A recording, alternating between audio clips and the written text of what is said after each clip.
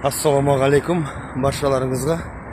Германия елінен Любек қаласынан баршаңызға үлкен сәлем. Кішігірім өз пікірімді айтып кете салайын деп осы видеоны жолдап жатырмын.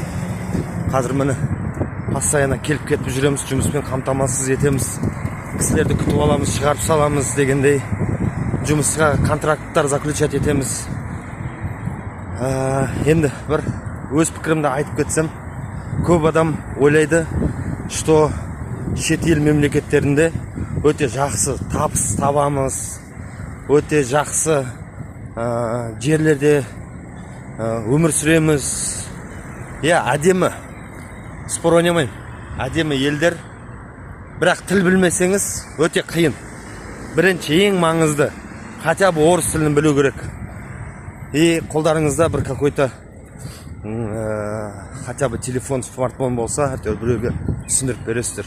Лажы болмаса. Но тіл білмесеңіздер өте қиындау сіздерге бұл елді қимылдауға. Егерде туристический виза алсаңыздар, қыдырып, саяхатты жасаймын десеңіздер, бардыңыздар, көрдіңіздер, ешкімге не алмайсыздар.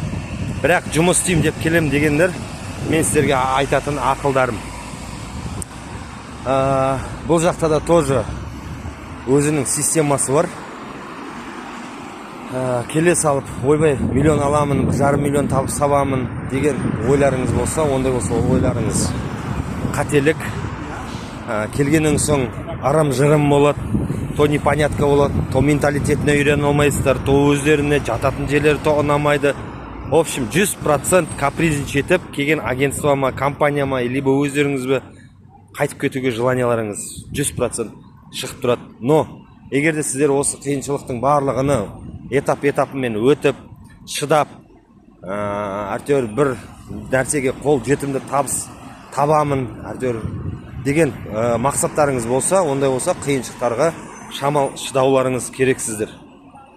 Содан соң легализация жасағаннан соң 1 жылға, 2 жылға, 3 жылға временный вид на жительство алғаннан соң ары қарай уже басқа жұмыстарға да ауыссаңыздар болады. Уже өзіңіз осы елге де үйренесіз, жұмыстарына да үйренесіздер. Содан соң барлығы жақсы болады. Бірақ келе салып пәлен деуге мен сіздерге ешнәрсе айта алмаймын.